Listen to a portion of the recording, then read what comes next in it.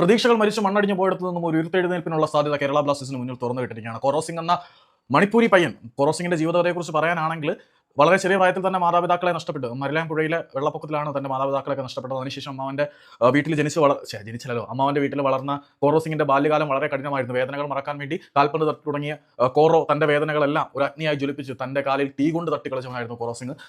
അതുകൊണ്ട് തന്നെ നാഷണൽ ടീമിൽ ഇടം പിടിക്കാൻ കഴിഞ്ഞു. വിവിധ അണ്ടർ ഏജ് കാറ്റഗറികളിൽ നാഷണൽ ടീമിന്റെ ബാൻഡ് അടിഞ്ഞു. ക്യാപ്റ്റനായി ഇപ്പം കേരള ബ്ലാസ്റ്റേഴ്സിലെ ഏറ്റവും പ്രതിഭാതനായ യുവതാരമായി ഇത്തവണത്തെ emerging player of the season പുരസ്കാരം വേറെ ആർക്കും വിട്ടുകൊടുക്കില്ല എന്ന ദൃഢനിശ്ചയത്തോടെ കേരള ബ്ലാസ്റ്റേഴ്സിന് വേണ്ടി മിന്നിത്തിളങ്ങി കളിക്കുന്ന ആളിക്കത്തുന്ന കോറോ സിംഗിന്റെ അത്ഭുതകരമായ ഇൻഡിവിജ്വൽ സ്കില്ലിന്റെ ആഫ്റ്റർ ബാക്ക് പ്രോഡക്റ്റ് ആയ ഒരു കിടൻ ഗോളിൽ കൂടി കേരള ബ്ലാസ്റ്റേഴ്സ് ജംഷഡ്പൂർ എഫ്സിക്കെതിരെ ആദ്യ പകുതിയിൽ മുന്നിട്ട് നിൽക്കുകയാണ്. മത്സരം തുടങ്ങി ഏകദേശം 34 മിനിറ്റ് പിന്നിട്ടപ്പോഴായിരുന്നു പ്രതിരോധ നിരയിൽ നിന്നും തട്ടിത്തെറിച്ച പന്ത് തന്റെ തലയ്ക്ക് മീതെ വരുമ്പോൾ തന്റെ കലകൊണ്ട് മുകളിലേക്ക് തട്ടിയിട്ടു. അതായത് ഇന്ത്യൻ സൂപ്പർ ലീഗിലെ തന്നെ ഏറ്റവും ഉയരക്കാരനായിട്ടുള്ള സ്റ്റീഫൻ എസെ എന്ന ജംഷഡ്പൂരിന്റെ അധികായനായ പ്രതിരോധ നിര താരത്തിന്റെ തലയ്ക്ക് മുകളിലൂടെ തന്റെ ടാക്ടിക്കൽ ഹെഡറിലൂടെ കുറിയ കോറോ പന്തിനെ മുന്നിലേക്ക് എത്തിച്ചു. അവിടെ നിന്ന് ഇസഗിനെ മറികടന്ന് മുന്നിലേക്ക് ഓടിയെത്തി സൂപ്പർ ഫിനിഷ്. ഈ ഒരു സീസണിലെ ഏറ്റവും മികച്ച ഗോളുകളിൽ നിന്ന് ഇൻഡിവിജ്വൽ ബ്രില്യൻസിന്റെ ഉത്തമ ഉദാഹരണം, മകുടോദാഹരണം എന്നൊക്കെ വിളിക്കാൻ കഴിയുന്ന മനോഹരമായ ഒരു ഗോളിൽ കൂടി കേരള ബ്ലാസ്റ്റേഴ്സിന്റെ യങ് ഡൈനാമിക് കോറോ സിംഗ് നേടിയ ഗോളിലൂടെ കേരള ബ്ലാസ്റ്റേഴ്സ് ഏകപക്ഷീയമായ ഒരു ഗോളിന് ആദ്യ പകുതി അവസാനിക്കുമ്പോൾ ഖാലിദ് ജമീലിന്റെ ബ്ലാസ്റ്റ് ഫർണസിലെ തിരച്ചുമറിയുന്ന ലാവയിൽ നിന്നും ഉരുകിക്കൂടിയ ജംഷഡ്പൂരിനെതിരെ മുന്നിട്ട് നിൽക്കുകയാണ്. സാഹചര്യങ്ങളെല്ലാം ഇതുവരെ അനുകൂലമാണ്. എതിരാളികളുടെ റിസൾട്ട് ബ്ലാസ്റ്റേഴ്സിന് അനുകൂലമായ പ്ലേ ഓഫ് പ്രതീക്ഷകളുടെ പുതുനാമ്പ് വീണ്ടും മുളച്ചിരിക്കുന്ന സാഹചര്യത്തിൽ ഇനിയുള്ള 45 മിനിറ്റ് കൂടി ബ്ലാസ്റ്റേഴ്സ് പിടിച്ചു നിൽക്കുക, മാക്സിമം ഗോളുകൾ അടിച്ചു കയറ്റുക.